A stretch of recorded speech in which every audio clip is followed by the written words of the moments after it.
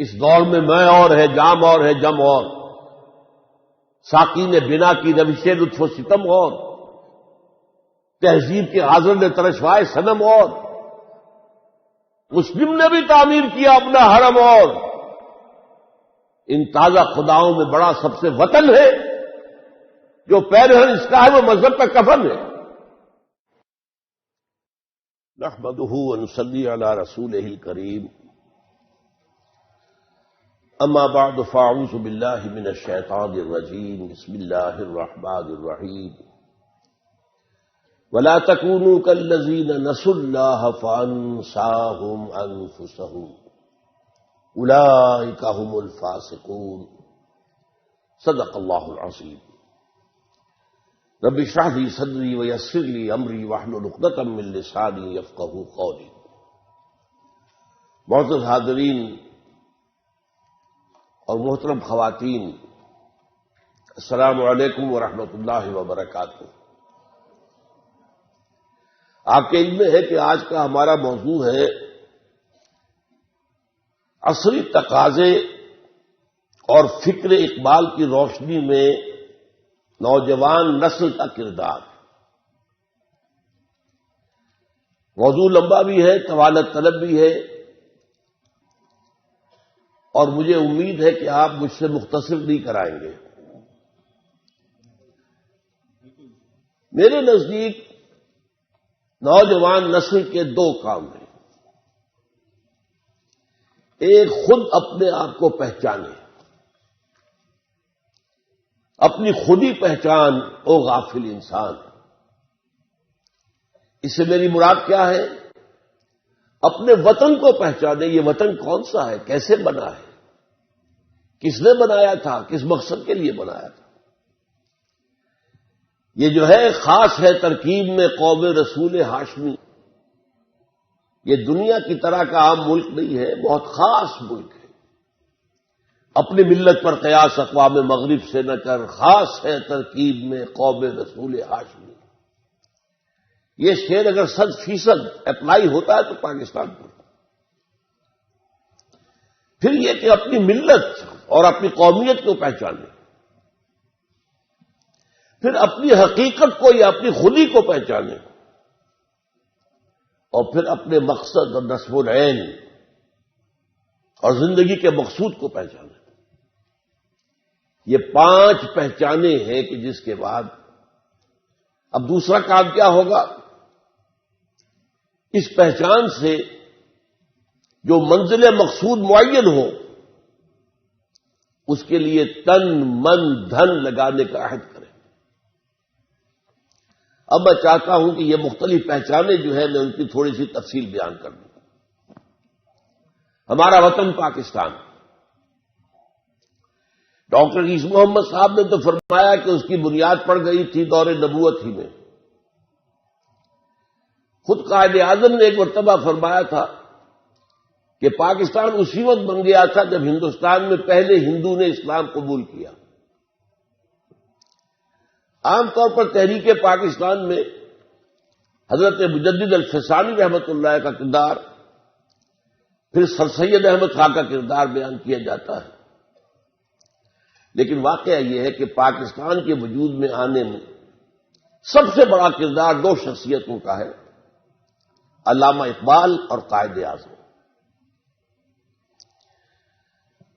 جہاں تک علامہ اقبال کا تعلق ہے، وہ اس ملک کے مجوز بھی تھے، تجویز پیش کرنے والے، مبشر بھی تھے، بشارت دینے والے کہ یہ قائم ہوگا، اور مصور بھی تھے، اس کی نقشہ کشی کرنے والے کہ وہ کیسا اسلام، کیسا پاکستان ہونا چاہیے۔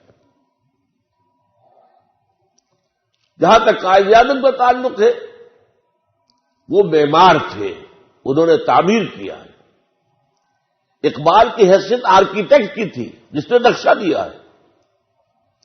یہ دونوں کے مابین جو نسبت ہے اس کو ضرور سمجھ لیجیے۔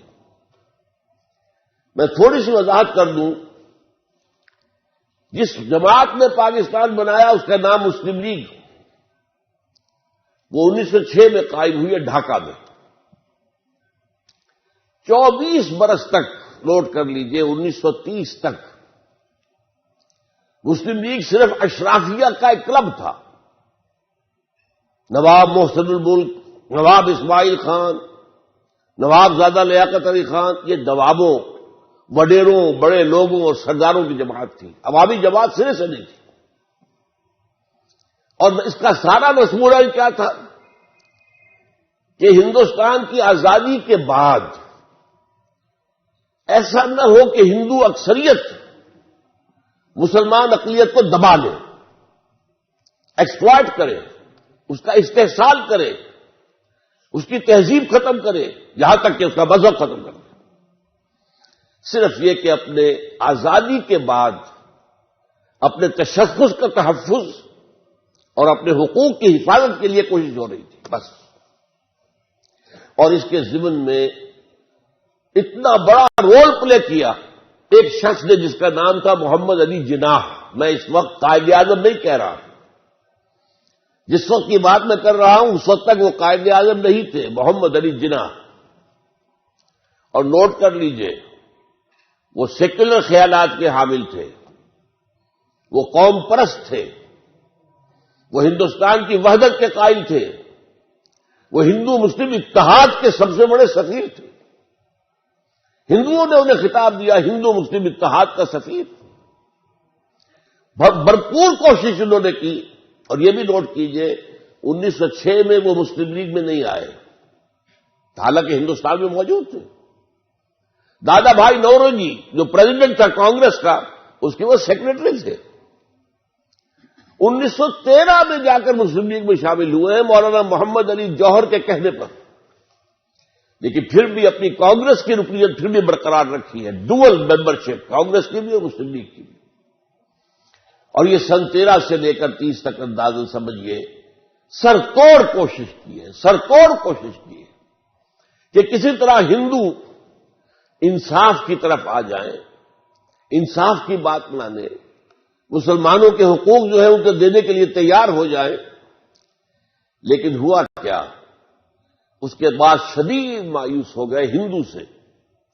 ہندو سے کوئی توقع نہیں ہے، یہ انصاف نہیں کرے گا، یہ تو برباد کر کے رہے گا، تباہ کر کے رہے گا مسلمانوں کو. اور اس کا یہ نتیجہ نکلا کہ انہوں نے سیاست کو خیر بات کہہ دی. انگلستان جا کر ایک کوٹھی خریدی اور اپنی لیگل پریکٹس شروع کر دی. آپ نے ایک نام سنا ہوگا، بہت بڑا نام ہے، ایس ایم اکرام، شیخ محمد اکرام. ان کی 3 کتابیں بڑی یوں سمجھیے کہ کلاسک کتابیں ہیں، آب کوثر، موج کوثر، روض کوثر. وہ ایس ایم اکرام اس وقت پڑھ رہے تھے انگلستان میں، آکسفورڈ میں. وہ چل کر آئے ہیں محمد علی جناح کے پاس لندن. انہوں نے کہا کہ آپ کیوں ہندوستان چھوڑ آئے؟ وہاں کے مسلمانوں کو تو آپ کی ضرورت ہے. یہ جملہ جو ہے محمد علی جناح کا، یہ تاریخی جملہ ہے. ہندوز آر انکورجیبل. ہندو میں نے دیکھ لیا، تجربہ کر لیا، میں نے 3 صدی کے تجربے کے بعد میں کہہ رہا ہوں کہ ہندو ناقابل اصلاح ہے. ہندوز آر انکورجیبل. اور مسلمانوں کا حال کیا ہے کہ ان کا بڑے سے بڑا لیڈر جو بات مجھ سے صبح کرتا ہے شام تک گورنر کو یا کمشنر کو پہنچا دیتا ہے. تو ایسی قوم کی میں قیادت کیسے کروں؟ یہ میں نے چاہا کہ آپ مسلم لیگ کی تحریک کے 2 ادوار کو تقسیم کر لیجیے 1930 پر. 1930 میں اب مسلم لیگ کے افق پر خورشید تازہ کے مانند طلوع ہوئی شخصیت علامہ اقبال کی. جبکہ محمد علی جناح مایوس ہو کر جا کر لندن میں بیٹھ چکے تھے، سیاست سے بے دخل، سیاست سے ہاتھ دھو چکے. 1930 کا جو خطبہ تھا علامہ اقبال کا دہلی کا، ابھی آپ نے جو تذکرہ فرمایا، 30 دسمبر سن 1930 الہ آباد، نہرو فیملی کا گھر، گڑھ بلکہ گڑھ کہنا چاہیے. اس میں آپ نے 2 کام کیے.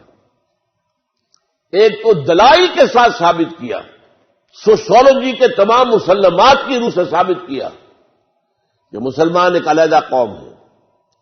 ظاہر بات ہے یہ کام صرف علامہ اقبال کر سکتے تھے، یہ فلسفی کے کرنے کا کام تھا. یہ ثابت کرنا تمدنی اصولوں کے مطابق کہ مسلمان علیحدہ قوم ہے، مسلمان کسی دوسری قومیت میں ضم نہیں ہو سکتے۔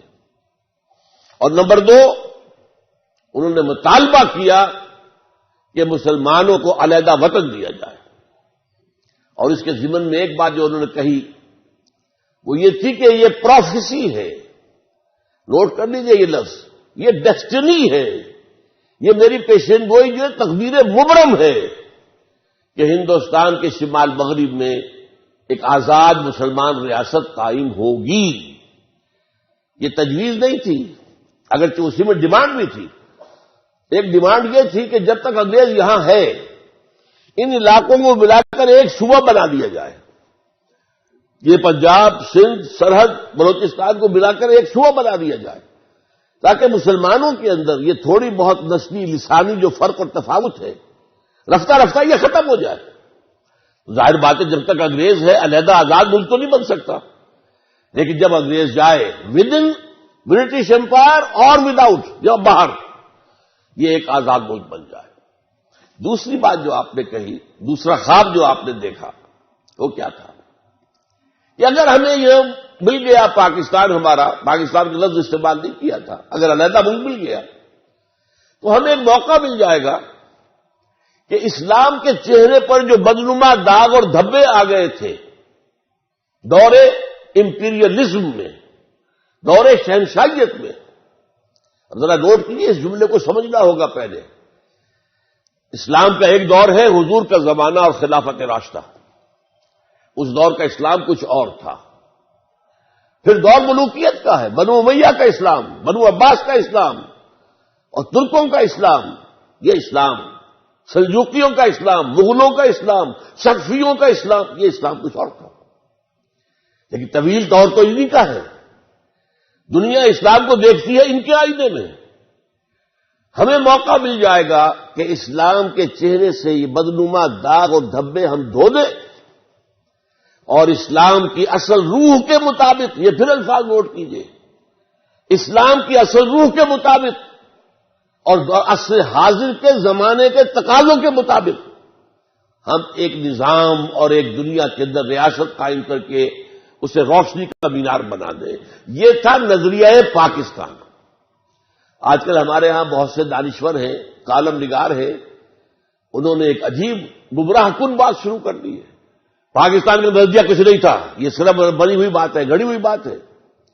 یہ بات صحیح ہے کہ پاکستان کا نظریہ 1906 سے نہیں تھا، لیکن 1930 سے تھا، اور چونکہ در حقیقت بات کی مسلم لیگ کو میں کہتا ہوں کہ وہ اصل مسلم لیگ، وہ دور، وہ اقبال کی مسلم لیگ ہے۔ اس لیے اگلی بات میں آپ سے پھر کہوں گا کہ جب علامہ اقبال نے یہ انجیکشن دیا ہے، جو مسلم لیگ کی ایک تحریک تھی، اس میں جو ہے اب یہ انجیکشن دیا احیاء اسلام، ہم تو دنیا میں دوبارہ اسلام کا نقشہ پیش کرنا چاہتے ہیں۔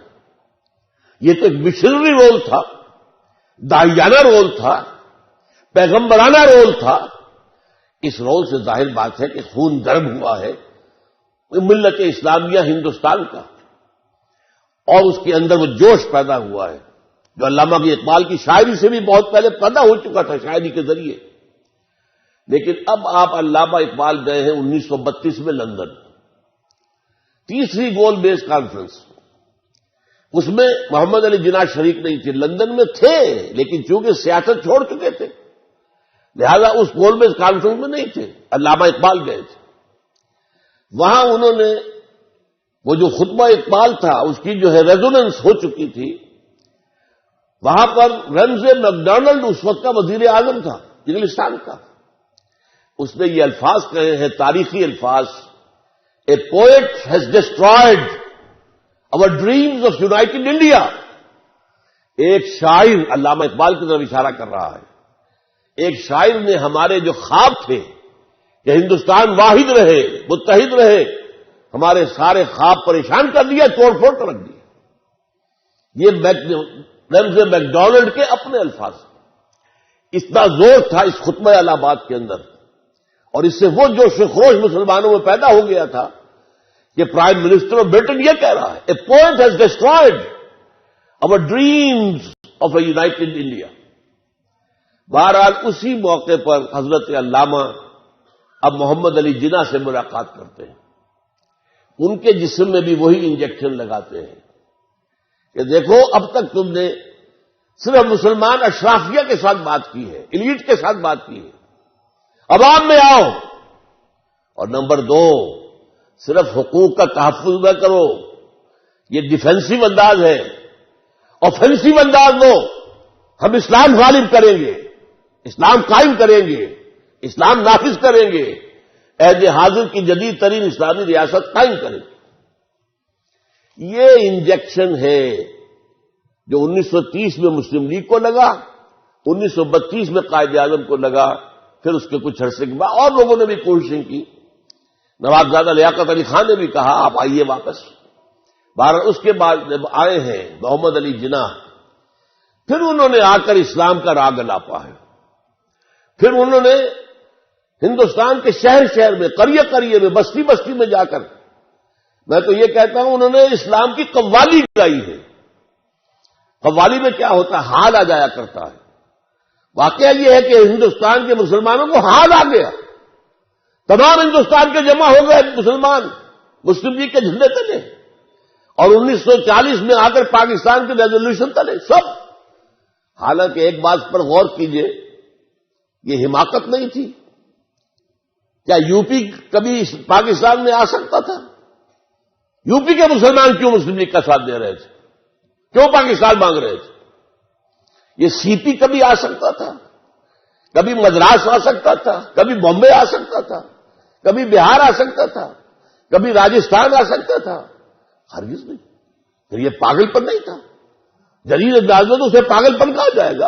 ابھی تمہیں کیا ہے؟ تمہیں تو پاکستان ملنے والا نہیں ہے۔ لیکن یہ میں اسی لیے کہہ رہا ہوں کہ جیسے قوالی میں حال آ جاتا ہے، حال میں جذبہ ہوتا ہے، عقل پیچھے رہ جاتی ہے، جذبہ ہوتا ہے جو گورن کر رہا ہوتا ہے۔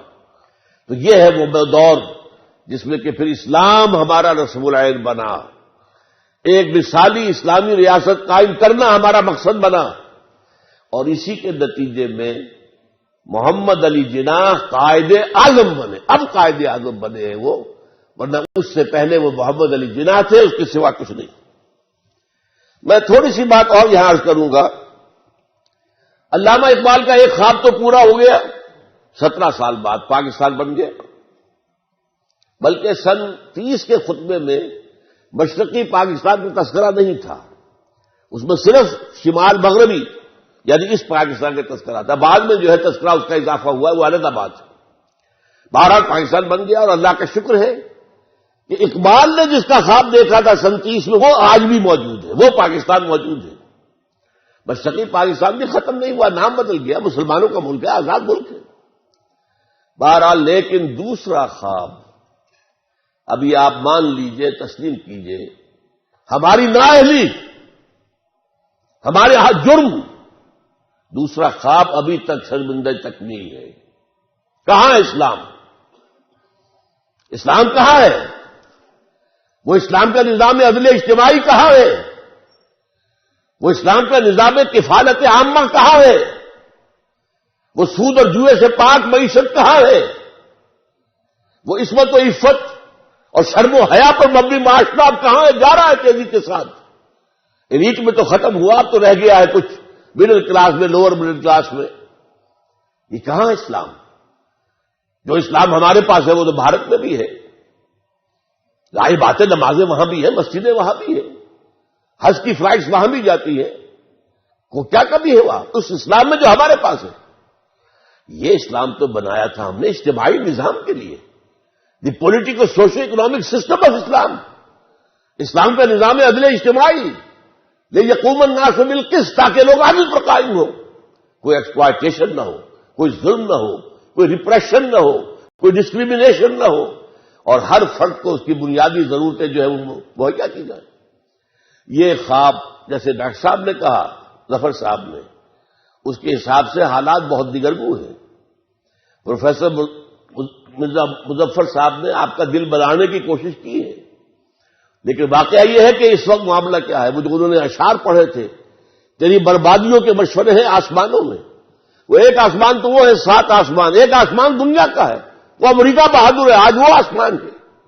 دی سول سپریم پاور آن ارتھ، اور وہ تلا ہوا ہے. کم سے کم تو آپ کے جو ایٹمی ہتھیار ہیں ان کو ختم کرے گا. اب تو کھل کر باتیں آنی شروع ہو گئی ہیں.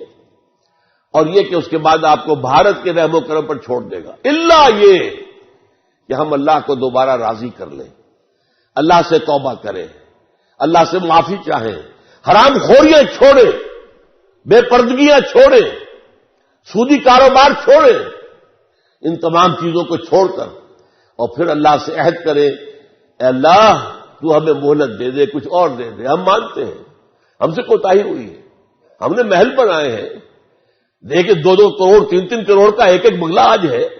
چلے جائیے ڈیفنس کے اندر کراچی میں اور لاہور میں اور پشاور میں، اور کہیں چلے جائیے جو اسلام آباد میں، کئی کروڑ کے 10-10 مرلے اور ایک کنال کے مکان کئی کروڑ کے. یہ تو تم نے بنا لیے، موٹر وے تم نے بنا لی. وہ اسلام کہاں ہے جس کے لیے یہ خونی لکیر کھنچوائی تھی؟ اس سے زیادہ خونی لکیر دنیا میں کوئی ہوئی ہے؟ لاکھوں آدمی مرے ہیں، ہزارہ عورتوں کی عصمت دری ہوئی ہے، ہزارہ عورتیں ہماری جو ہے وہ کڈنیپ کی گئی، انہی کے پاس رہی ہیں. اور سب سے پہلی بات آپ کو سنا دوں، جب میں میڈیکل کالج کا اسٹوڈنٹ تھا اس وقت ایک کمیشن بنا تھا انڈیا اور پاکستان کے مابین کہ جو ہندو سکھ عورتیں یہاں رہ گئیں ان کو بازیاب کیا جائے، جو مسلمان عورتیں مشرقی پنجاب میں رہ گئی ان کو وہاں سے حاصل کیا جائے، اور پھر انہیں واپس وہاں بھیج دیا جائے، انہیں یہاں لے آیا جائے. اس کمیشن کے ایک رکن نے مجھے ایک بات بتائی، وہ جب بھی میں یاد کرتا ہوں میں کب کی کاری ہوتی ہے. کہتے ہیں وہاں مسلمان عورتوں نے ہمارے ساتھ آنے سے انکار کر دیا. بات کیا کہی، 100% درست تھی. اب آئے ہمیں لینے کے لیے جب ہمارے 2-2 3-3 بچے ہو گئے ہیں. اور نمبر 2، تمہارے ہاں ہمیں قبول کون کرے گا؟ کون ہم سے شادی پسند کرے گا؟ تو مسلمان عورتوں نے آنے سے انکار کیا. آپ اندازہ کیجیے، یہ مسلمان خواتین محمد کی بیٹیاں ہیں صلی اللہ علیہ وسلم، لیکن اس قیمت پر ہم نے پاکستان لیا. کیوں لیا تھا؟ اسلام کے لیے لیا تھا. اور ہم مجرم ہیں اللہ کے. اور یہ جان لیجئے اللہ جہاں رحیم ہے، غفور ہے، ستار ہے، غفار ہے، شدید الانتقام بھی ہے، شدید العقاب بھی ہے، سزا بھی بہت سخت دیتا ہے. اور بڑی بڑی سزائیں ہمیں دی گئی ہیں. کیا ہسپانیہ میں اسلام ختم نہیں ہوا جہاں 800 برس حکومت کی تھی؟ ایک بچہ باقی نہیں رہا. یہ ساری سزائیں ہم پر بھی آئی ہیں. کیا 1 کروڑ کے لگ بھگ تاتاریوں نے قتل نہیں کیے تھے مسلمان؟ تو یہ نہ سمجھیے کہ نہیں ہوگا اور بن گیا ہے تو ہمیشہ رہے گا، یہ بات نہیں ہے. ہاں توبہ اگر کریں، جیسے حضرت یونس علیہ السلام کی قوم نے توبہ کی تھی، عذاب کے آثار شروع ہو چکے تھے، پوری قوم نے توبہ کی تو اللہ نے عذاب واپس اٹھا لیا. ہو سکتا ہے اب بھی، لیکن جو ہمارے لچھن ہیں، جو ہمارے شب و روز ہیں، جو ہماری دلچسپیاں ہیں، جو ہمارا رہن سہن ہے، جو ہمارا تمدن ہے، یہ جو ابھی شعر پڑھ رہے تھے کہ تم وضع میں تم ہو نصارا تو تمدن میں ہنود، یہ مسلمان ہیں جنہیں دیکھ کے شرمائے یہود. اگر ہمارے لچھن یہی رہے تو یہ پاکستان نہیں رہے گا. میرے نزدیک اس کا رجحان ختم ہو چکا ہے. وائی پاکستان، آج آپ کی نوجوان نسل پوچھ رہی وائی پاکستان. یہ پاکستان کس لیے بنا؟ آپ نے جو نظریہ دیا تھا اس کا تو کہیں وجود ہی نہیں، وہ تو کہیں ہے ہی نہیں. بلکہ لوگ کہہ رہے ہیں نظریہ کوئی تھا ہی نہیں، یا بکواس ہے. یہ تو جنرل شیر علی نے ایک خاص موقع پر ایوب خان کے دور میں بنا لیا تھا نظریہ پاکستان. نظریہ پاکستان کچھ ہے ہی نہیں. میں نے آپ کے سامنے وہ الفاظ پڑھ دیے، میرے پاس اصل الفاظ بھی موجود ہیں، لیکن پڑھ کر سنانا میرے لیے یہاں پر جو ظاہر بات ہے کہ ممکن نہیں ہے. کہ اگر اول یہ کہ شمال مغرب میں ہندوستان کے ایک آزاد اسلامی ریاست بنے گی، اور اگر ہمیں موقع مل گیا تو ہم اسلام کے چہرے پر جو بدنما داغ اور دھبے دور ملوکیت میں آ گئے تھے، عرب امپیریلزم کا استعمال کیا ہے، ان 2 دھبوں کو دھو کر اسلام کا روح انور، اسلام کا اصل چہرہ، روشن چہرہ دکھا دیں، جو اس کی اصل روح یعنی دور خلافت راشدہ کی روح اور عصر حاضر کے تقاضوں کو ملا کر ایک جدید اسلامی ریاست بن جائے. بہرحال پہلی بات تو یہ کہ آپ اس پاکستان کے وارث ہیں، اس پاکستان کا قرض ہے آپ پر، مجھ پر، ہر انسان پر. لیکن ہم نے اگر صرف اپنے پروفیشنز، اپنی کوٹھیاں، اپنے ڈرائنگ رومز، اپنے ہی سمسارے جو ہے اعلیٰ سے اعلیٰ کار اور اعلیٰ سے اعلیٰ جو ہے بڑے سے بڑا ٹی وی لا کر رکھنا، اگر زندگی کا مقصد یہ بن گیا تو دیکھنا ان بستیوں کو تم کے ویراں ہو گئی، دیکھنا ان بستیوں کو تم کے ویراں ہو گئی. یہ جو اشعار پڑھے تھے ڈاکٹر صاحب نے وہ صحیح ہے بالکل. تمہاری داستان تک بھی نہ ہوگی داستانوں میں. آپ کے جو تھنک ٹینک ہیں امریکہ میں بیٹھے ہوئے وہ کہہ رہے ہیں 2015 کے بعد کوئی پاکستان نہیں ہوگا نقشے کے اوپر. جیسے کہ آپ کو معلوم ہے پچھلی صدی میں 2 عظیم سلطنتیں مٹ گئی. شروع میں سلطنت عثمانیہ، دی گریٹ آٹومان امپائر، پہلی جنگ عظیم کے بعد ختم. نسیم منسیہ یہ بھی نہیں پتا کہاں ہوتی تھی. اور آخر میں آ کر اس صدی میں U S S R, the great U S S R dissolved. آج تو بتا سکتا ہے کہاں کہاں تھا وہ. تو یہ سمجھ لیجئے ہو سکتا ہے، لیکن بچنے کی ایک ہی شکل ہے اور وہ شکل یہ ہے توبہ. اگر قوم مجموعی طور پر توبہ کرے. بہرحال یہ جان لیجئے جو میں نے عرض کیا تھا، ایک نقطہ اور عرض کر کے پھر میں اگلی بات پہ چلوں گا. یہ جو 2 شخصیتیں ہیں، پاکستان کے وجود میں آنے کا زیادہ بڑا صحرا اقبال کے سر ہے. مجوز وہ، مبشر وہ، مصور وہ، آرکیٹیکٹ وہ. قائد اعظم جو ہے نوٹ کر لیجئے، اب اپنی جگہ پر ان سے بہت محبت ہے، ہم بہت احسان مند ہیں ان کے، لیکن نہ وہ مفکر تھے، نہ وہ فلسفی تھے، نہ وہ مصنف تھے، نہ ان کی ابتدائی تعلیم و تربیت میں دین کا دخل تھا. وہ صوفی شیخ نور محمد ان کے والد صوفی. انہوں نے جس طریقے سے بات کہی ہے کہ بیٹے جب قرآن پڑھو تو سمجھو گے یہ تم پر نازل ہو رہا ہے. اسی کو پھر بعد میں اقبال نے پیش کیا شعر میں، تیرے ضمیر پہ جب تک نہ ہو نزول کتاب، گرہ کشا ہے نہ راضی نہ صاحب کشاف. یہ تمہارے اوپر اترنا چاہیے. یہ تفسیروں کی مدد سے سمجھنے کی بات چیز نہیں ہے. بہرحال میرے نزدیک ان 2 شخصیتوں میں اہم تر علامہ اقبال کی ہے، لیکن اس کے بعد اس میں کوئی شک نہیں. قائد اعظم ایک سیاستدان، ایک دور اندیش اسٹیٹس مین، پھر نہایت کھرا آدمی، نہایت سچا آدمی، تسنو آس پاس بھی نہیں. مسلمانوں کا لیڈر بننے کے لیے یہ نہیں کیا کہ داڑھی رکھ لیں تاکہ مسلمان جو ہے وہ ان کو بھی اپنا ایک لیڈر بنا لیں. اس وقت تک تو علماء ہوتے تھے لیڈر، اور تو کوئی لیڈر تھا ہی نہیں. لیکن وہ داڑھی مڈے کے داڑھی مڈے رہے. انہوں نے کبھی بھی مذہبی لبادہ نہیں اوڑھا. لیکن آج تک کوئی شخص یہ نہیں کہہ سکا کہ جناح نے جو بات اس وقت کہی تھی اس کے بعد اس سے بدل گیا. اسٹریٹ فارورڈ انسان، جو باطن میں ہے وہی ظاہر میں ہے، جو دل میں ہے وہی زبان پر ہے. اور یہی بات ہے اصل میں. مجھے یاد آ گیا تو میں سنا دوں واقعہ آپ کو. پیر جماعت علی شاہ صاحب پنجاب کے بہت بڑے پیر، وہ مسلم لیگ میں شامل ہوئے. ان سے ایک شخص نے کہا حضرت کہ آپ اتنے بڑے شیخ طریقت اولیاء اللہ میں سے، اور آپ نے داڑھی مڈے کے ہاتھ پر بیعت کر لی. غور کر لیا آپ نے سوال کو. اب جواب سنیے، اس کو آپ سمجھیے کہ آب زر سے لکھے جانے کے قابل. پیر جماعت علی شاہ صاحب نے فرمایا نہیں بھائی میں نے کوئی بیعت نہیں کی ہے. میرا تو ایک مقدمہ ہے، ہندو قوم کے ساتھ میرا مقدمہ ہے. مجھے چاہیے ایک وکیل، اور وکیل میں چاہیے 2 باتیں، ماہر ہو اور نمبر 2 بکنے والا نہ ہو. یہ 2 اوصاف ہیں محمد علی جناح کے اندر. میں نے اس لیے اسے اپنے قومی مقدمے کا وکیل بنایا ہے.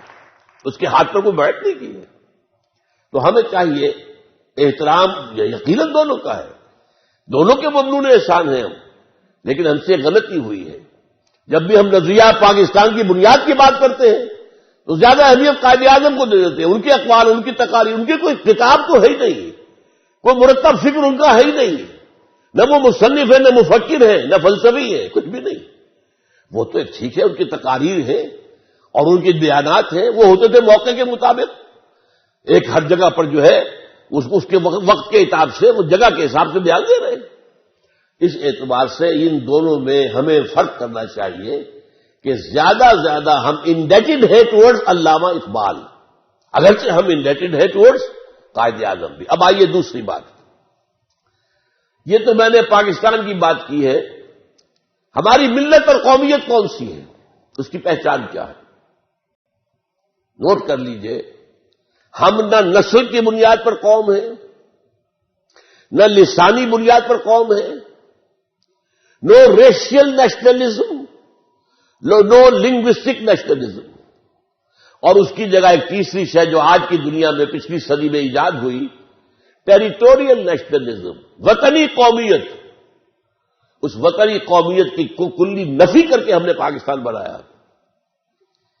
آپ کو معلوم ہے کانگریس سے جھگڑا کیا تھا؟ کانگریس یہ کہتی تھی کہ ہندوستان ایک وطن ہے، اس میں رہنے والے سب ایک قوم ہے۔ ہم نے کہا نہیں، ہماری قومیت وطن سے نہیں ہے، ہماری قومیت نسل پر نہیں ہے، ہماری قومیت لسان پر نہیں ہے۔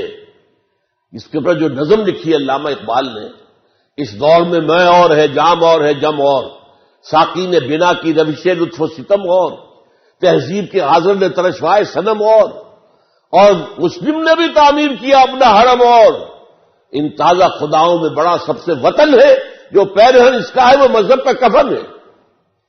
یہ در حقیقت جو سمجھ لیجئے ہماری قومیت اسلام ہے۔ اس قوم کا کیا حال تھا اور کیا حال ہے؟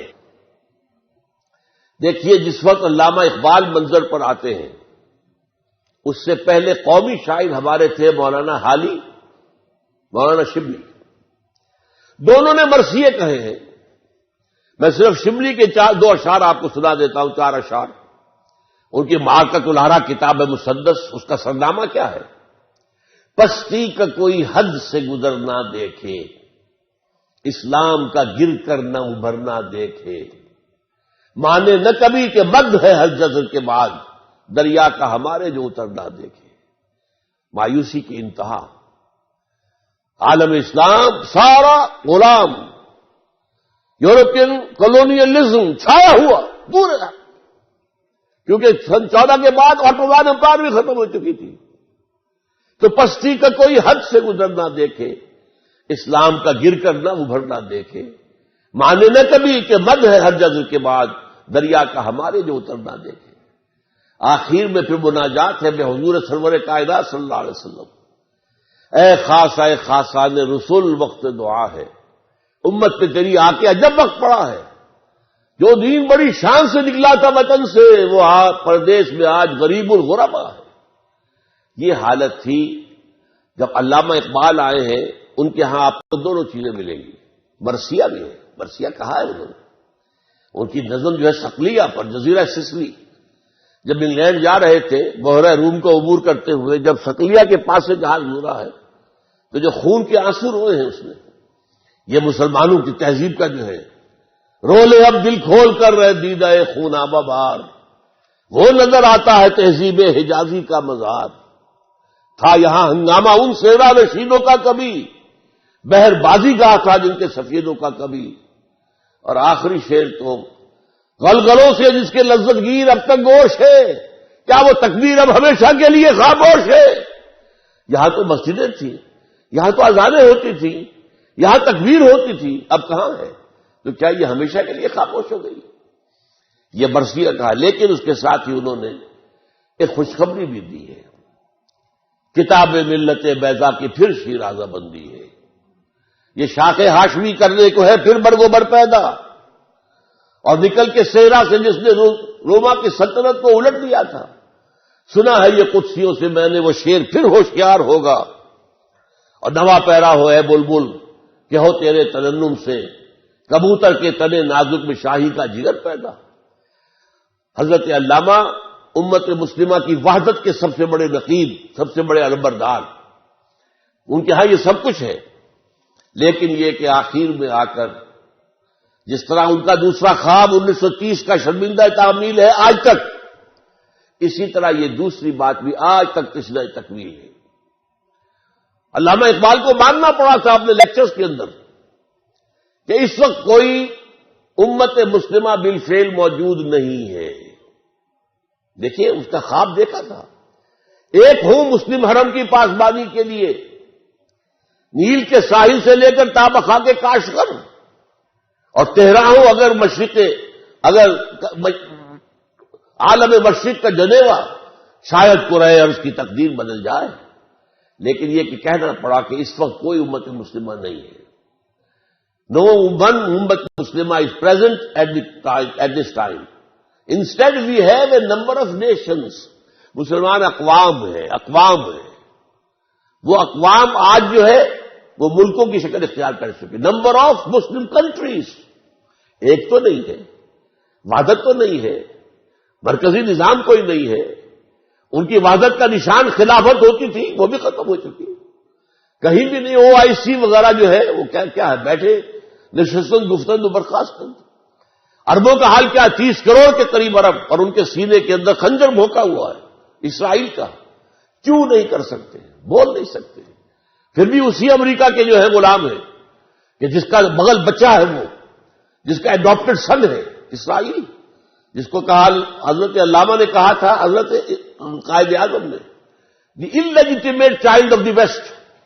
یہ حرامی بچہ ہے مغرب کا اسرائیل، انلیجیٹیمیٹ چائلڈ آف دی ویسٹ. آج وہ جو ہے سینے میں پیوست ہے اور جو چاہتا کرتا ہے، دلدلاتا ہے. تو معلوم ہوا کہ وہ خواب جو ہے امت کی تجدید کا، وہ بھی ابھی کہیں بھی آس پاس بھی اس کے آثار نہیں. اب یہ 2 کام میں نے گنوا دیے ہیں آپ کو. یہ لیگیسی ہے علامہ اقبال کی.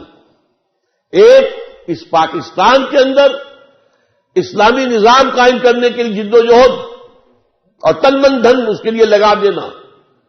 کیریئر سالمی رکھیے. یہ کھانے کمانے کا مشغلہ ہے. میں تو کہا کرتا ہوں کہ ایک موچی بیٹھا ہوا سڑک کے اوپر جوتیاں گاٹتا ہے اور کچھ پیسے کھاتا ہے، کماتا ہے، رات کو کھاتا ہے. ایک سرجن جو ہے پیٹ چاک کر کے پھر بعد میں سی دیتا ہے. فرق کیا ہے؟ وہ بھی روزی کما رہا ہے، یہ بھی روزی کما رہے ہیں. یہ مقصود نہیں ہے، یہ زندگی کا نصور عین نہیں ہے. نصور عین اللہ کی رضا، اللہ کے دین کا غلبہ، اس کے لیے جد و جہد، اس کے لیے صحابہ اور حضور کے طرز پر کوشش. یہ ہے کہ جس کو ہمارے ذمہ قرض ہے.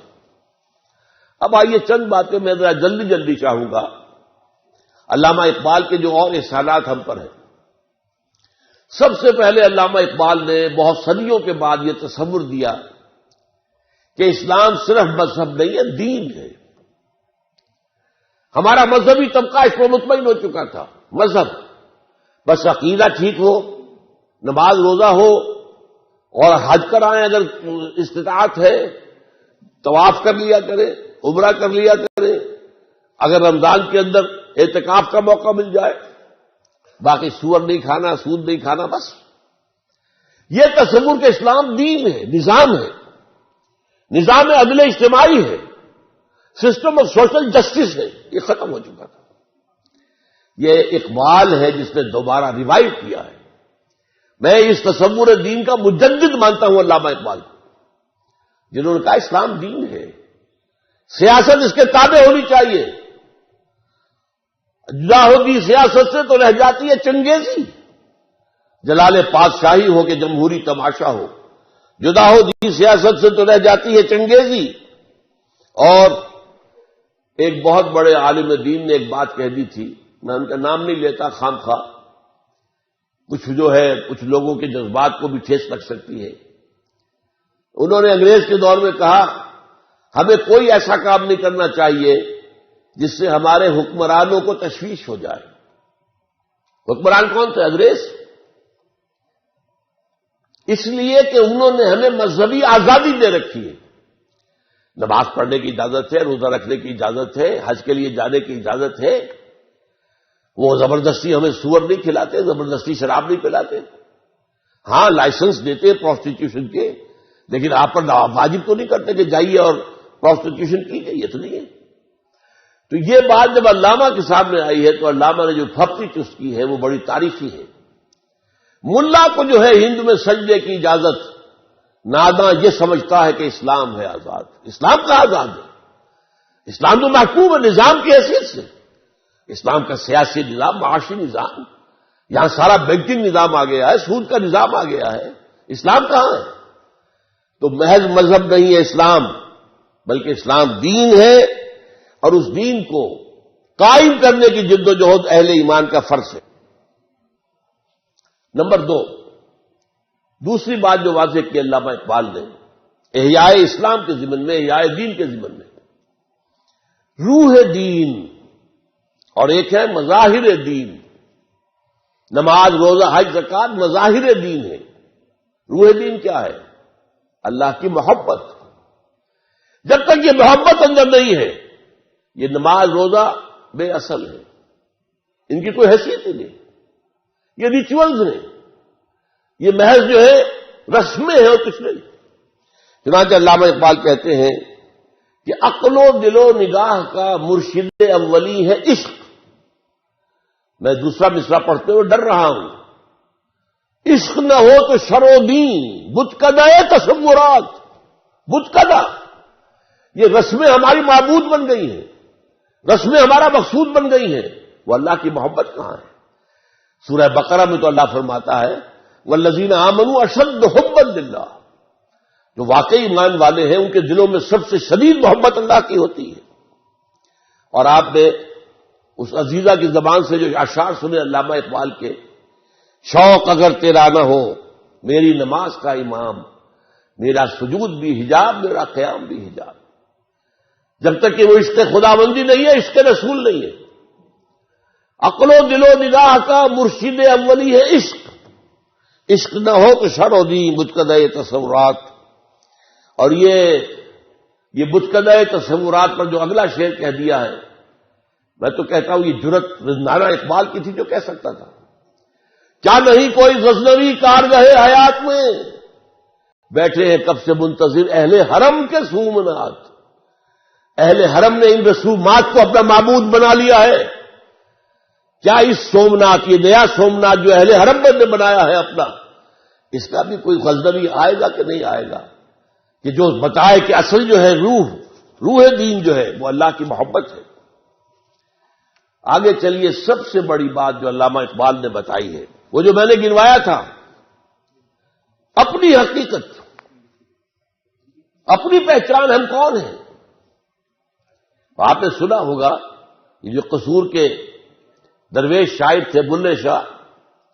بلے شاہ کی جانا میں کون، بولیا کی جانا میں کون ہوں. Who are you? اپنی پہچان ہے نہیں. ہم نے آج سمجھا ہے اپنے آپ کو نرا حیوان. ڈارون کی تھیوری نے آ کر اس طریقے سے ذہنوں کے اوپر غلبہ کیا ہے، کیونکہ ہم سمجھتے ہیں صرف اپنے آپ کو حیوانی وجود ارتقاء سے وجود میں آیا ہے حیوان. اب ایک انسان میں اور شمپینزی میں اور گوریلے میں اتنا ہی فرق ہے نا جتنا کہ گدھے اور گھوڑے میں. گدھا ذرا کورس جانور ہے اور گھوڑا جو ہے ذرا ریفائنڈ اینیمل ہے. بس ہم ریفائنڈ ہومو ہیں، ہومو سیپینس. اس سے پہلے نہ معلوم کتنے ہومو اریکٹس اور کتنے ہوئے تھے. لیکن اصل میں یہ ہے کہ انسان کی حقیقت کچھ اور ہے. انسان دو وجودوں سے مرکب ہو کر بنا ہے، وجود حیوانی، وجود روحانی. یہ روح ہے جس کی بنا پر یہ مسجود ملائک بنا. دو جگہ قرآن میں، سورہ ہجر میں، سورہ صاد میں فرشتوں سے کہہ دیا تھا اللہ نے کہ میں مٹی سے ایک بشر بنانے والا ہوں. انی خالق البشر من صلصال من حمأ مسنون فإذا سويته ونفخت فيه من روحي فقعوا له ساجدين. جب میں اسے تیار کر لوں اور اس میں اپنی روح میں سے پھونک دوں تو پر جا پڑنا اس کے سامنے سجدے میں، گر جانا سجدے میں. وہ تو اصل روح ہے، وہ روح ہے جو ہم ہیں، اصل حقیقت ہماری. ہم سمجھ بیٹھے یہ حیوانی وجود ہمارا ہے. یہ حیوانی وجود مٹی سے آیا ہے، خاک سے آیا ہے. یہی سے اس کی غذا آ رہی ہے. گندم ہے تو وہاں سے آ رہی ہے، چاول ہے تو وہاں سے آ رہا ہے.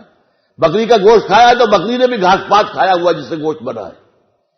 اور یہ روحانی وجود عالم بالا سے آیا ہے، یہ عرش معلیٰ سے آیا ہے. اور اس کی غذا جو آتی ہے وہ بھی اللہ کا کلام ہے. اس کا تغذیہ اور تقویت کلام اللہ کے ذریعے. اب یہ فلسفہ ہے، اس کا نام علامہ اقبال نے خود ہی رکھ دیا ہے. چنانچہ سید نذیر نیازی جو علامہ کے خاص قریب بیٹھنے والے تھے، ہم نشین تھے، انہوں نے علامہ سے کہا، ابھی جو پروفیسر مظفر مرزا صاحب نے کہا تھا کہ علامہ نے مشرق اور مغرب کے سارے فلسفے پڑھے، بڑے بڑے فلسفیوں کے نام انہوں نے گنوا دیے تھے. تو یہ کہا کہ سید نذیر نیازی نے کہا علامہ سے کہ کوئی کہتا ہے کہ آپ نے اپنا مسئلہ جو ہے خودی کا ہے فلسفہ، یہ آپ نے نشچے سے لیا ہے، کوئی کہتا برگساں سے لیا ہے، کوئی کہتا جیلی سے لیا، کس سے لیا آپ نے؟ فرمایا اچھا کل فلاں وقت آ جانا، میں تمہیں ڈکٹیٹ کرا دوں گا۔ سید نذیر نیازی نے یہ واقعہ ہماری قرآن کانفرنس میں سنایا خود، کہتے میں بڑا خوش، میری خوش نصیبی، شاعر مشرق مجھے ڈکٹیٹ کرائیں گے کہ فلسفہ خودی میں نے کہاں سے لیا ہے۔ گیا میں خوشی خوشی پینسل کاپی تیار کر کے، جب میں بیٹھ گیا تو فرمایا ذرا قرآن مجید نکال لینا۔ کہتے ہیں کہ میرے ارمانوں پر اوس پڑ گئی، میں سمجھتا تھا فلسفے کی کتاب نکلوائیں گے، وہ ہسٹری آف فلاسفی کی کتاب نکلوائیں گے، کچھ بھی نہیں، قرآن۔ کہا کھولو اسے، پڑھو سورہ حشر، اس کی آیت 19، وَلَا تَكُونُوا كَالَّذِينَ نَسُوا اللَّهَ فَأَنسَاهُمْ أَنفُسَهُمْ، ان لوگوں کے مانند نہ بن جانا جنہوں نے اللہ کو بھلا دیا تو اللہ نے انہیں اپنے آپ سے غافل کر دیا۔ آپ سوچئے یہ اپنا آپ کون سا ہے جس سے انسان غافل ہوتا ہے؟ کیا ہم اپنے حیوانی وجود کے تقاضوں سے غافل ہوتے ہیں؟ پیٹ کھانے کو مانگتا ہے، کیا اس کے لیے بھاگ دوڑ نہیں کرتے؟ ہماری جنسی خواہش ہے، شادی کرتے ہیں، ہمیں آرام چاہیے، ہمیں چھت چاہیے اپنے سر کے اوپر، بناتے کہ نہیں بناتے گھر؟ یہ سارے معاملات جو ہیں یہ در حقیقت ہم کسی چیز سے غافل نہیں ہوتے۔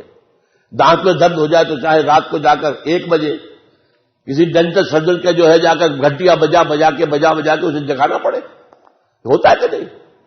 وہ کون سا اپنا آپ ہے جس سے وہ غافل ہو گیا انسان؟ اسی اپنا آپ کو ایک اور شعر میں علامہ اقبال نے بیان کیا ہے، ڈھونڈ کے اپنی خاک میں جس نے پایا اپنا آپ، غور کیجئے، یہ خاک ہے جس کے اندر اپنا آپ کچھ مضمر ہے، کوئی اور شے ہے جو چھپی ہوئی ہے۔ ڈھونڈ کے خاک میں اپنی جس نے پایا اپنا آپ، اس بندے کی دہقانی پہ سلطانی قربان، اپنی خودی پہچان او غافل افغان۔ یہ اپنا آپ کیا ہے؟ اپنی خودی کو پہچاننا، یہ جو روح ہے جو اللہ سے بہت قریب ہے، یہ روح جو ہے غافل تو نرا صاحب ادراک نہیں ہے نور تجلی بھی اسی خاک میں پنہاں۔ تم خاکی ہو لیکن اس میں اللہ تعالیٰ کی تجلی موجود ہے، یہ تجلی ہے جس کا نام روح ہے، یہ ہے جو ہمارا اصل ایسنس ہے۔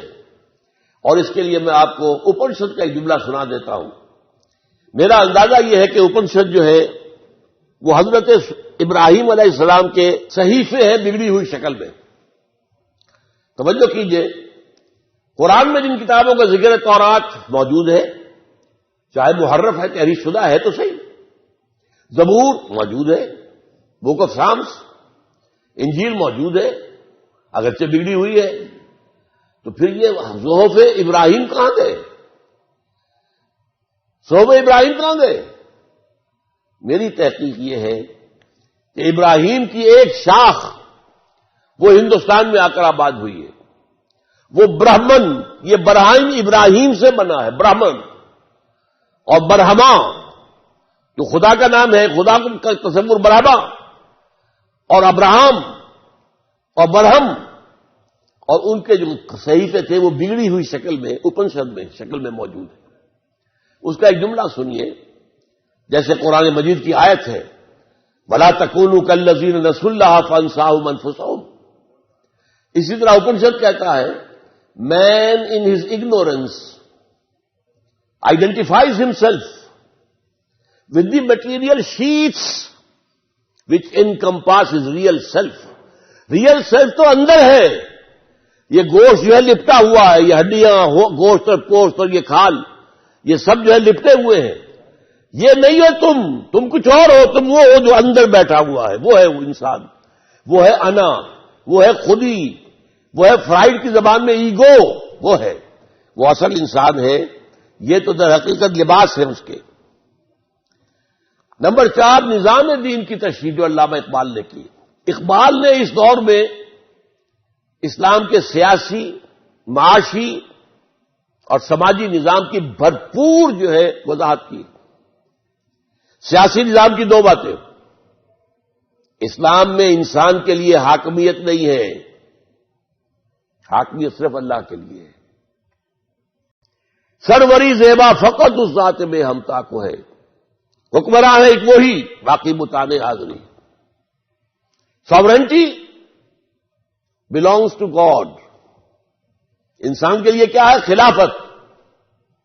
اور خلافت کے معنی کیا ہے؟ جو ہمارے ہاں وائسرائے ہوتا تھا، انگریز ہمارا حاکم تھا، بادشاہ یا ملکہ تو ہوتی تھی لندن میں، یہاں کون ہوتا تھا؟ دلی میں وائسرائے. ان کا آپس میں رشتہ کیا تھا؟ جو حکم لندن سے آ جائے گا اسے تو امپلیمنٹ کرنا ہوگا ایز سچ. وائسرائے کو اس میں تبدیلی کرنے کا اختیار نہیں ہے. البتہ جہاں کوئی حکم نہیں ہے اسے اپنی لوکل سرکمسٹانسز لوکل جو ہے دیکھنے چاہیے، اپنی پوری ذہانت سے کام لے کر جو بھی امپائر کے لیے بہتر بات نظر آئے وہ کر لے. یہ خلافت ہے، یہ وائسریجنسی ہے. Man is the vicegerency of God, man is not the ruler. سروری زیبا فقط اس ذات بے ہمتا کو ہے. حکمراں ہے ایک وہی، باقی بتانے حاضری. اس کی جو بادشاہت ہے اس کے معنی کیا ہے؟ اس کی کتاب اور اس کے رسول کی سنت کے تابع رہو گے. جہاں ان دونوں کا حکم ہے سر تسلیم خم، جہاں حکم نہیں ہے یہ امرہم ہے. اللہ نے تمہارے اوپر چھوڑ دیا ہے.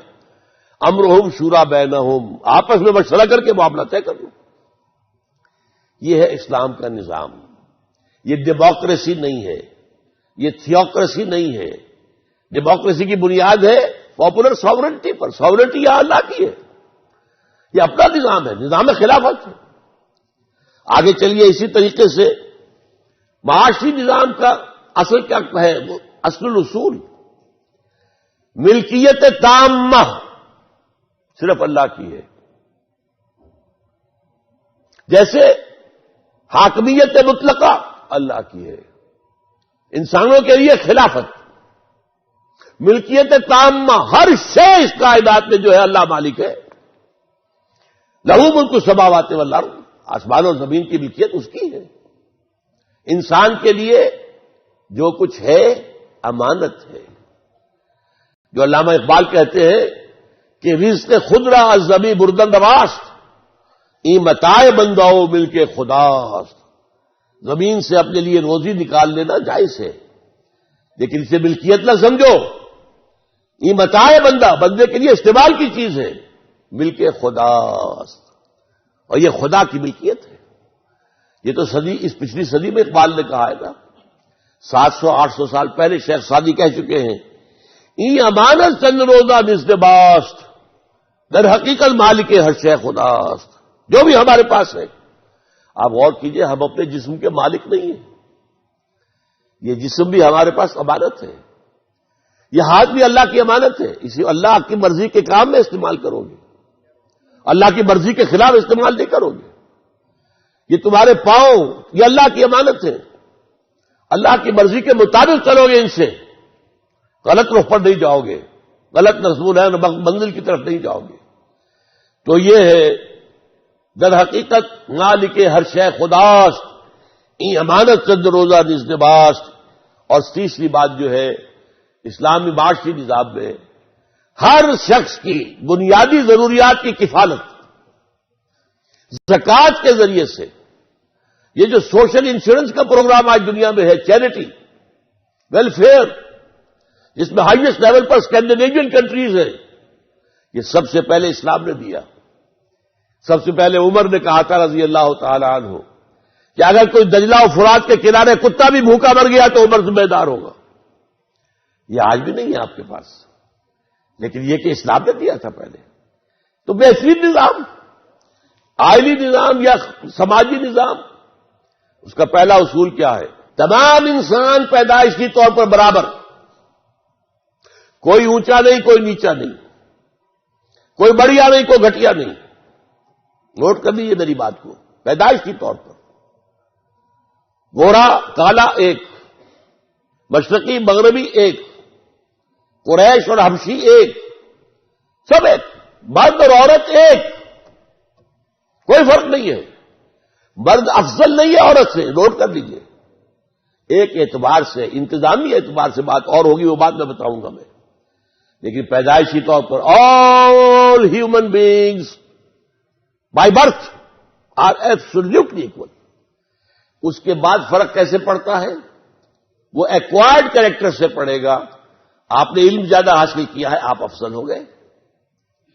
آپ نے نیکی کا کام زیادہ کیا ہے، آپ افضل ہو گئے. آپ متقی زیادہ ہیں، ان اکرمکم عند اللہ اتقاکم، آپ متقی اوپر ہو گئے.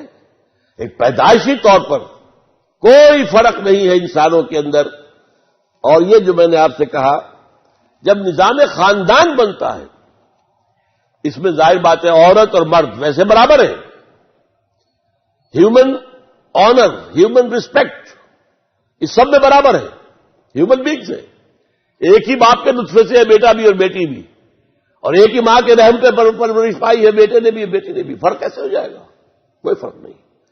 ہاں، when they enter into a marriage act contract, now they are not equal. شادی ہو گئی، آپ کو ادارہ بنانا ہے.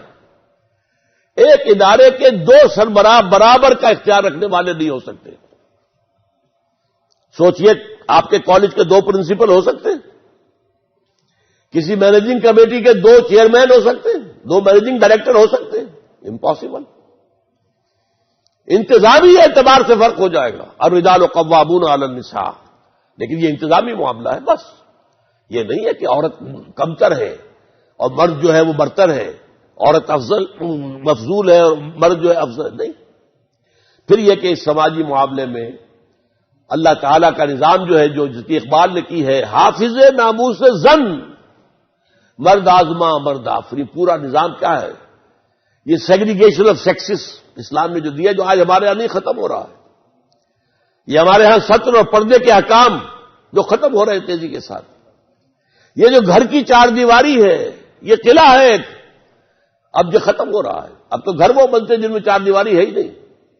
وہ تو در حقیقت سامنے سے بھی کھلا، پیچھے سے بھی کھلا ہے. پہلے وہ گھر بنتے تھے چاروں طرف تعمیر، درمیان میں صحن، اور یہ نہیں ہوتا تھا کہ اگلے مکان سے وہاں کوئی جہاں صحن کے اندر کہیں کوئی جو نگاہ پڑ جائے. نہیں، ممکن ہی نہیں. تو یہ نوٹ کیجئے، یہ ہے وہ نظام کے جو دیے ہیں، جن کا تذکرہ کیا علامہ اقبال نے. اب اگلی بات، ویسے اب میں جلدی ختم کر رہا ہوں، آپ گھبرائے نہیں.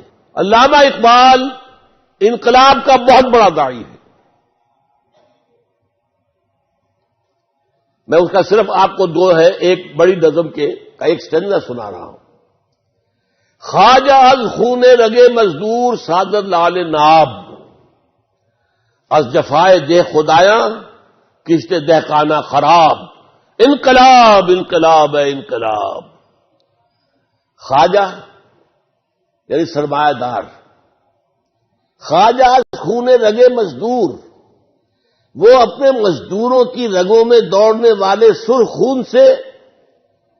خواجہ از خون رگے مزدور صادر لال ناب، یہ جو شام کو شراب پی رہا ہے وہ کہاں سے آئی ہے؟ یہ مزدوروں کی رگوں کا دوڑتا ہوا خون ہے جس سے شراب کشید کی گئی ہے. از جفائے دے خدایاں کشت دہقانہ خراب. جاگیرداروں، زمینداروں، ان کے ظلم کی وجہ سے دہقان کی کھیتی خراب ہے. دہقان کے بچے کو روٹی نہیں مل رہی، دہقان کے بچے کو تعلیم نہیں مل سکتی، دہقان کے بچے کا علاج نہیں ہو سکتا.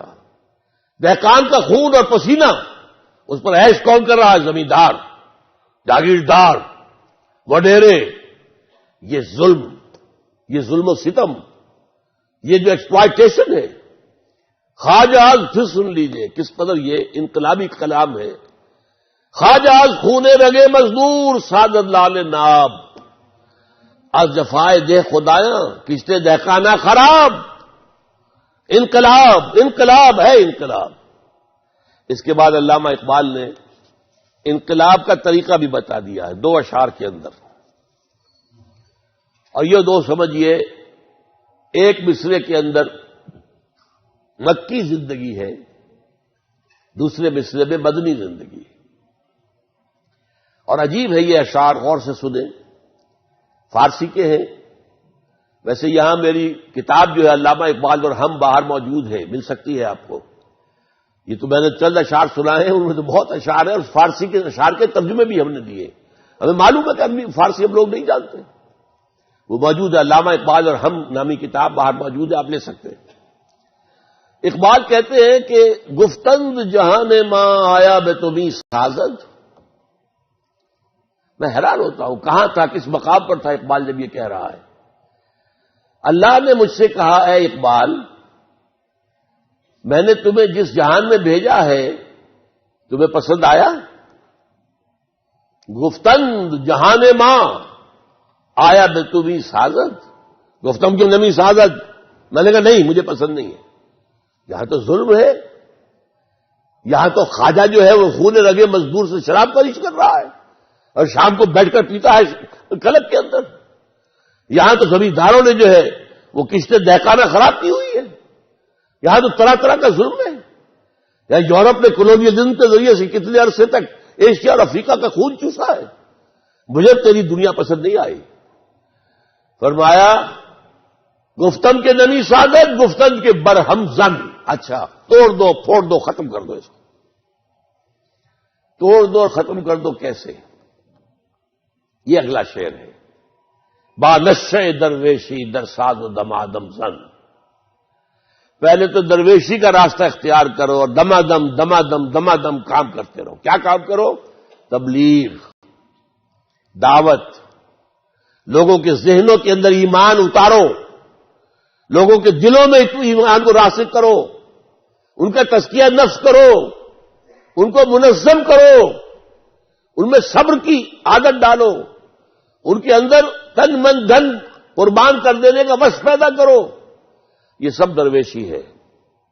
آپ کو اگر ایک جملے میں سمجھنا ہے تو یہ مکی زندگی ہے حضور کی، دعوت ہے، تبلیغ ہے، قرآن کی تعلیم ہے، تربیت ہے، تزکیہ ہے، صبر ہے۔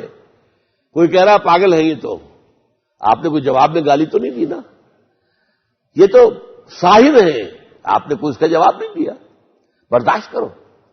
یہاں یہ بدھ مت کے بھکشو بننا پڑے گا، یہاں اس مرحلے پر حضرت مسیح کے قول پر عمل کرنا پڑے گا کہ اگر تمہارے داہنے گال پر کوئی تھپڑ مارے بایاں بھی پیش کر دو۔ مکی دور یہ ہے، کہہ دیا گیا تھا کہ چاہے تمہارے ٹکڑے اڑا دیے جائیں تم نے کوئی ہاتھ نہیں اٹھانا۔ No retaliation, no retaliation, even in self defence you can't raise your hands.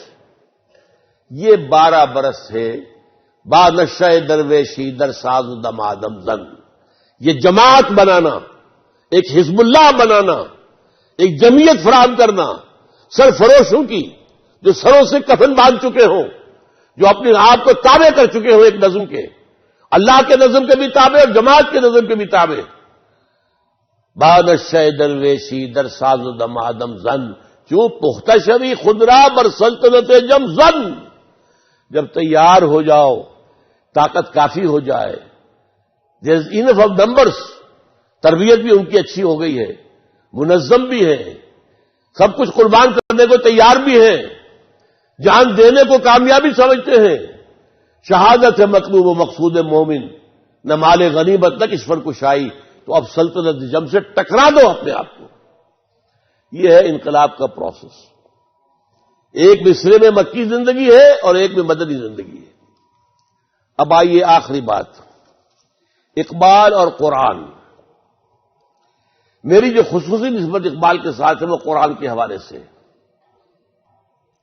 قرآن مجید کے حوالے سے میں آپ سے ایک بات کہوں گا۔ علماء تو بے شمار ہیں ہمارے ہاں، عربی زبان کے ایک سے ایک بڑھ کر جاننے والے، گرامر کے ایک سے ایک بڑھ کر جاننے والے، کلام جاہلی ایک سے ایک بڑھ کر جاننے والے۔ اس کے باوجود میں آپ سے کہتا ہوں، عظمت قرآن کا جو انکشاف اقبال پر ہوا ہے، میں عمر کی اس 78ویں برس میں کہہ رہا ہوں، اپنی عمر بھر کا نچوڑ کہہ رہا ہوں، وہ میں نے کسی بڑے سے بڑے عالم کے اندر بھی نہیں پایا۔ جس قدر انکشاف ہے، عظمت قرآن کا انکشاف، یہ ہو سکتا ہے۔ وہ جو اقبال نے کہا ہے کہ فقیہ شہر جو ہے لغت ہائے عربی کا قارون ہے، لغتیں جانتا ہے، لیکن یہ کہ وہ جو انکشاف ہے عظمت قرآن کا۔ اب میں چند شعر آپ کو سناؤں گا۔ کتاب زندہ قرآن حکیم، حکمت او لا یزال است و قدیم، یہ کتاب زندہ ہے اور اس کی حکمت نہ کبھی ختم ہوگی اور قدیم ہے، ہمیشہ سے ہے۔ نسخہ اسرار تکوین حیات بے ثبات از قوت اشگیرت ثبات، کمزوروں کو قوت دینے والی یہ کتاب ہے۔ حرف اورا ریب نئے، تبدیل نئے، اس کے حرف میں کوئی تبدیلی نہیں ہو سکتی، اس کے متن کا محافظ اللہ ہے۔ انا نحن نزلنا الذکر و انا لہ لحافظون، حرف اورا ریب کوئی شک نہیں، ذالک الکتاب لا ریب فیہ، حرف اورا ریب نئے، تبدیل نئے، آیا شرمندہ تعویل نئے، نو انسان پیام آخری حامل رحمت للعالمین صلی اللہ علیہ وسلم، چوں بجا در رفت جہاں دیگر شبد۔ جب یہ قرآن کسی کے اندر اتر جاتا ہے، اس کے ذہن میں، اس کے قلب میں اتر گیا، چوں بجا در رفت جہاں دیگر شبد، اندر انقلاب آ جائے گا۔ He will be a change person from within, باہر سے تبدیلی لانے کی ضرورت نہیں ہوگی، خود بخود ہوگا، اندر سے پھوٹے گی تبدیلی، اندر سے انقلاب آئے گا، شخصی انقلاب۔ کیوں بجا در رفت جہاں دیگر شود، جہاں تو دیگر شد جہاں دیگر شود۔ جب میرے اندر تبدیلی آ گئی تو میرے لیے تو دنیا بدل جائے گی، میری ویلیوز بدل جائیں گی، میرے مقصود بدل جائیں گے، میری دلچسپیاں بدل جائیں گی، میری آرزویں تبدیل ہو جائیں گی۔ فاش گویم آنچے در دل مزمرست، صاف ہی کہہ دوں جو میرے دل میں ہے، صاف فاش گویم آنچے در دل مزمرست، یہ کتابیں نہیں چیزیں دیگرست، یہ کتاب نہیں ہے، کچھ اور ہے۔ کیا ہے کچھ اور؟ مثل حق پنہاؤ ہم پیداستو، زندہ ہو پائندہ ہو گویاستو، جیسے اللہ کی ذات ہے، الظاہر بھی ہے الباطن بھی ہے، ہمیشہ باقی رہنے والی بھی ہے، بات بھی کرتی ہے۔ تو یہ تو اصل میں ذات باری تعالیٰ کا پرتو ہے قرآن مجید، اس کا کلام ہے۔ مثل حق پنہاؤ ہم پیداستو، زندہ ہو پائندہ ہو گویاستو۔ اچھا اب سنیے، زوال امت کا سبب کیا ہے؟ علامہ اقبال بتا رہے ہیں مسلمان میں زوال کیوں آیا؟ فرماتے ہیں خار از مہجوری قرآن شدی، بلکہ اردو کا شعر پہلے سن لیں، اس کے بارے میں میرے ایک واقعہ بھی ہے، بچپن کا بتاؤں گا آپ کو۔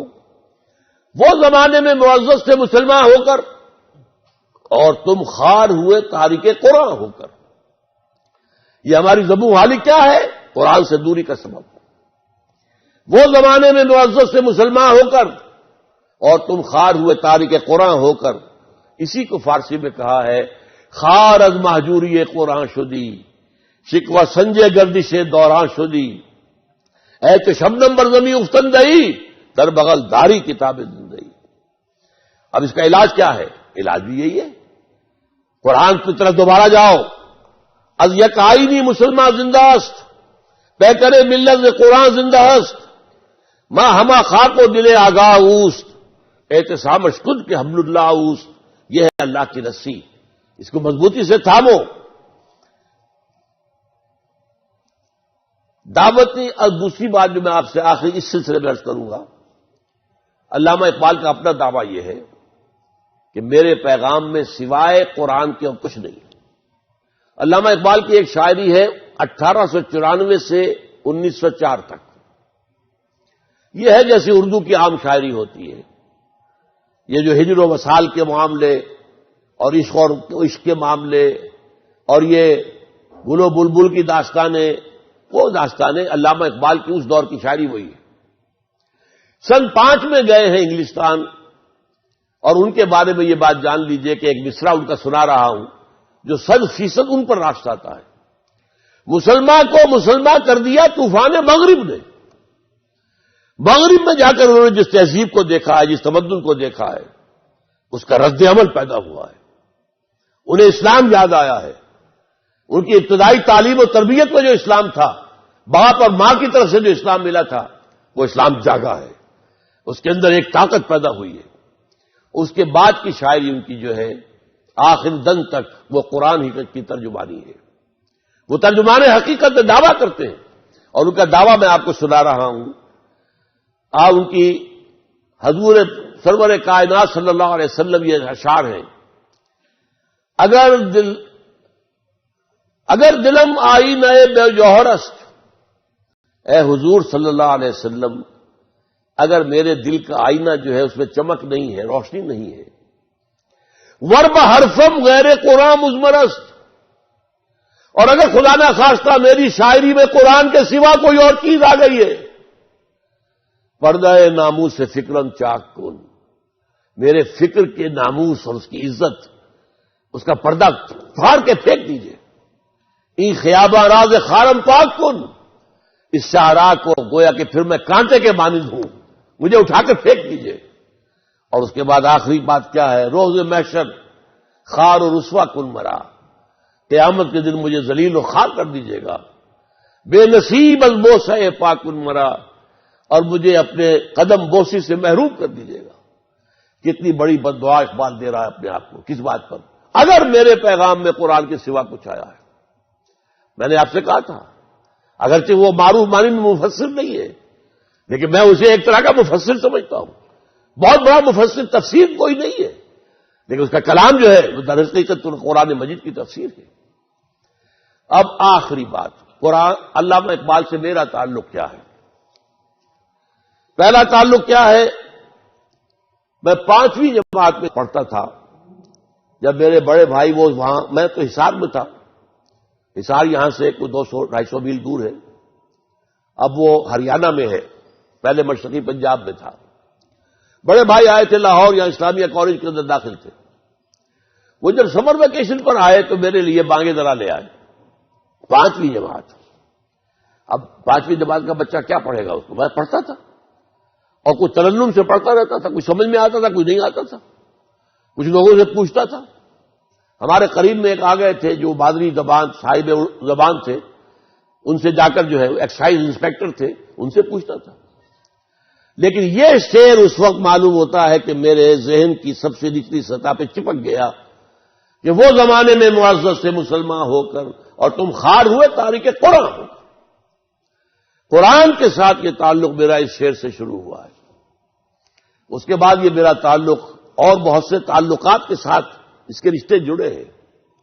مولانا مودودی، مولانا اصلاحی، ابوالکلام آزاد، مولانا فراہی، اور یہ ڈاکٹر رفیع الدین مرحوم و مغفور، اور شیخین میرے شیخ الہند اور شیخ الاسلام.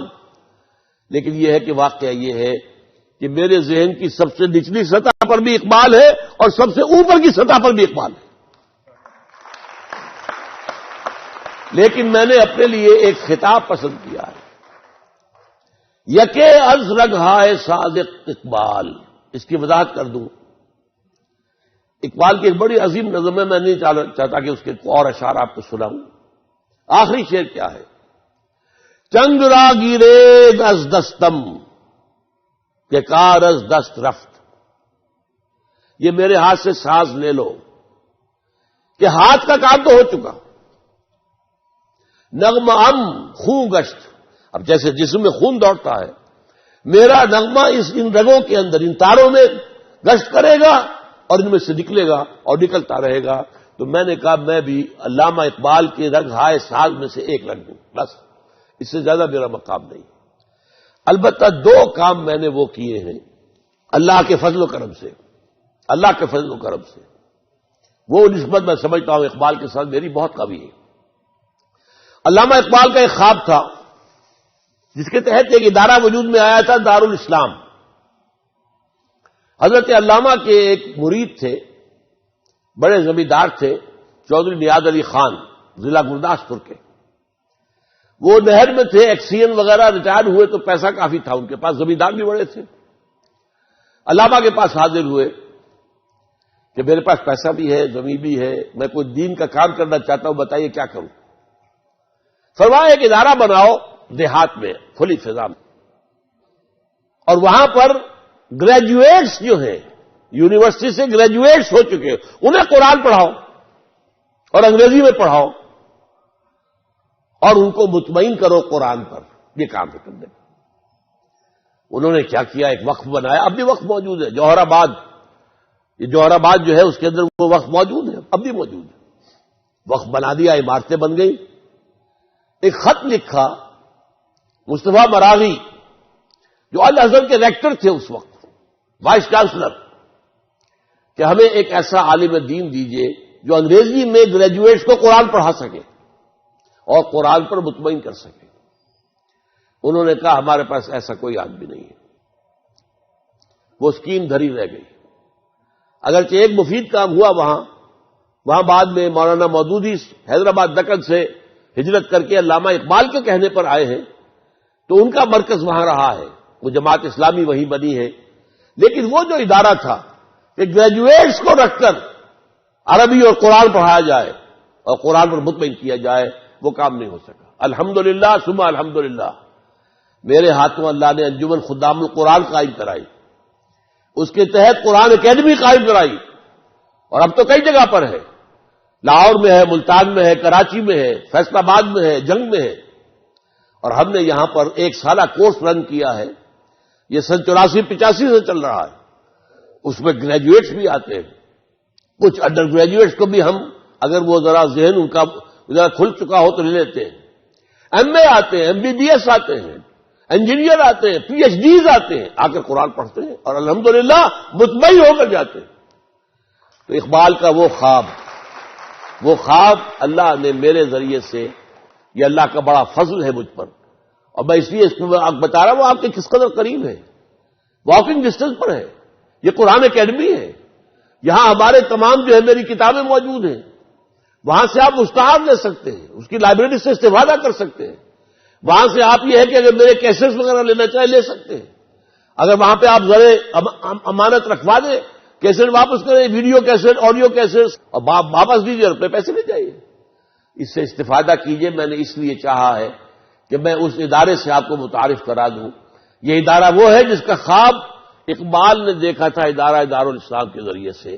وہ اللہ کے فضل و کرم سے قرآن اکیڈمیز کی شکل میں پاکستان میں متعدد مقامات پر ہے.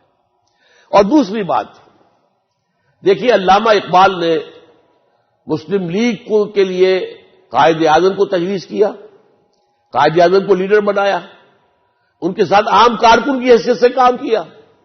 یہ ان کا جو ہے رول اپنی جگہ ہے.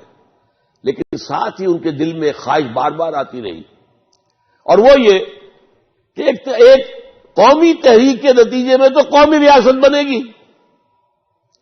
مسلم لیگ قومی جماعت تھی.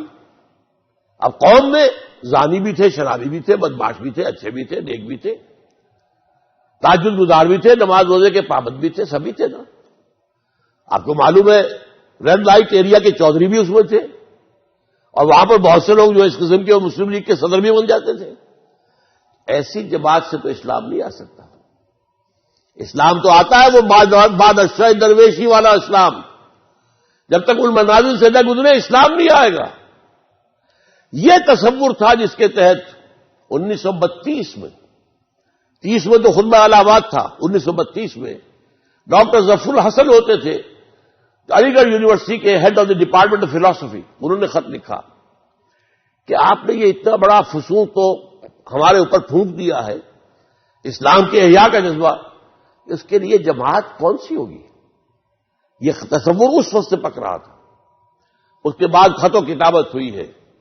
2 آدمی بھیجے انہوں نے لاہور، ڈاکٹر برہان احمد فاروقی، وہ تو لاہور ہی کے تھے، یہیں پر فوت ہوئے دفن میں، اور ڈاکٹر ایم ایم احمد وہ جو کراچی یونیورسٹی کے فلسفے کے ہیڈ آف ڈپارٹمنٹ ریٹائر ہوئے. بہرحال اس کے نتیجے میں ایک جماعت بنانے کا فیصلہ ہوا.